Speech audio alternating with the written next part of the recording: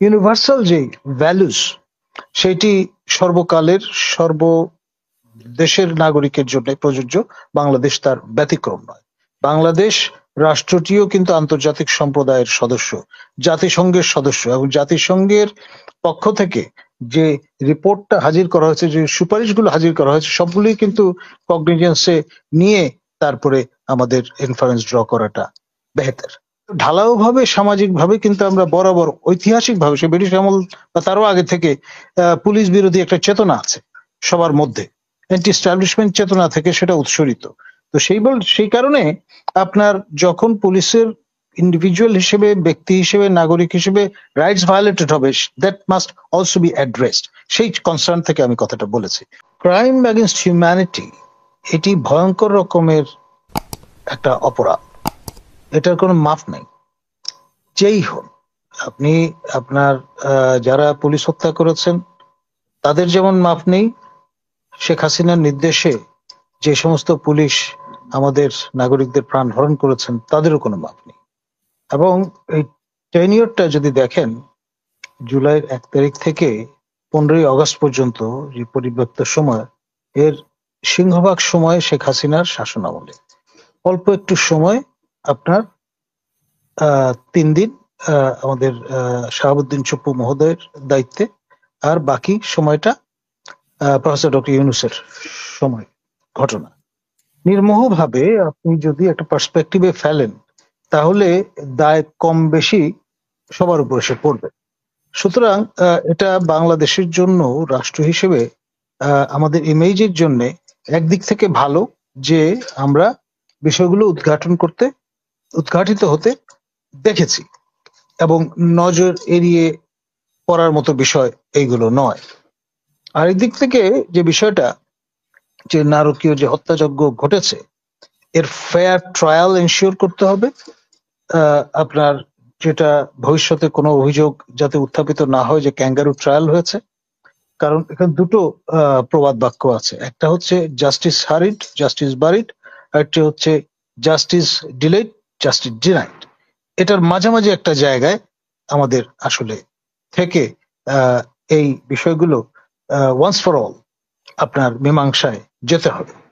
আর আরেকটি বিষয় সেটি হচ্ছে যে আপনার কোনো একটা চশমা পরে আপনার ইনফারেন্স ড্র করাটা এখানে ঠিক হবে না।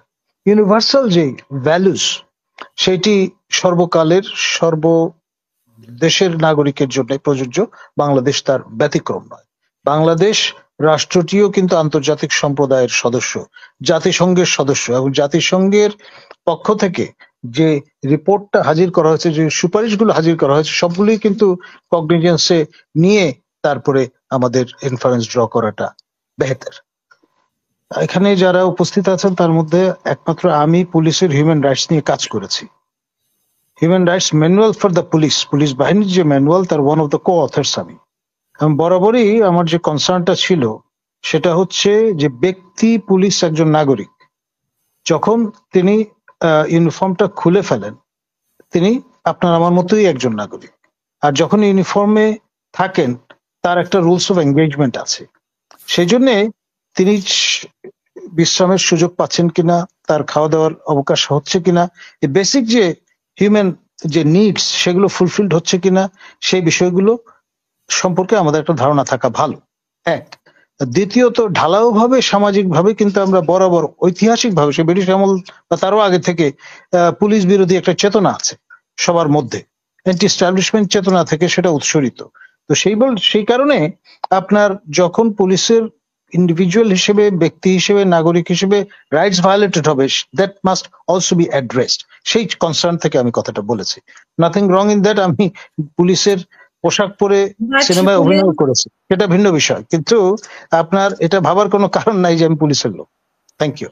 না, আপনি পুলিশের লোক, কিন্তু আপনি তো মানে পুলিশের কথা বলার আগে আপনি ওই হত্যা, যেহেতু প্রতিবেদনে পুলিশের কথাও বলা ছিল, এর বাচ্চাদের কথাও বলা ছিল, সেখানে কে কিভাবে মারা গেছে সেটার মানে একটা সংখ্যাও দিয়ে দেওয়া হয়েছিল। তো ওনার প্রশ্ন মনে হয় সেই জায়গায় যে সেই গুলো মেনশন না করে আপনি ডাইরেক্ট পুলিশে চলে গেছেন, সেটাই আমি বলার এই জন্য বলেছি, আমি জানি যে এই বিষয়টা কেউ অ্যাড্রেস আর করবেন না, পুলিশের কথা আপনি সেই বলছেন যে বিবেচনা থেকে। পুলিশের হয়ে আপনি কাজ করছেন বা মানে যে কোনোভাবে না, আমি এটা সিনেমা অভিনয় করেছি, মানে পুলিশের সিনেমা পোশাক অভিনয় পরে, করেছেন সেটা ভিন্ন পোশাক বিষয়।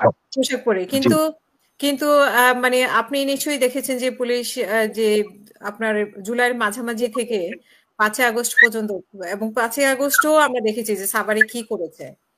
তো সেই ক্ষেত্রে পুলিশ যে অ্যাট্রোসিটি করেছে এটা নিয়ে কোনো লোক, বিবেকবান লোক দ্বিমত প্রকাশ করতে পারবে না, পিরিয়ড। আমি সেটাই যে হচ্ছে আশা কনসার্নটা করি ব্যক্ত ভবিষ্যতে করেছি সেটা হচ্ছে অ্যালংসাইড দ্যাট, এই কনসার্নটা কিন্তু কেউ তুলে ধরছে না, আমি সেই বিষয়টাই বলবার চেষ্টা করেছি। ইউএন রিপোর্টে সেই বিষয়গুলো মেনশন রয়েছে। ধন্যবাদ।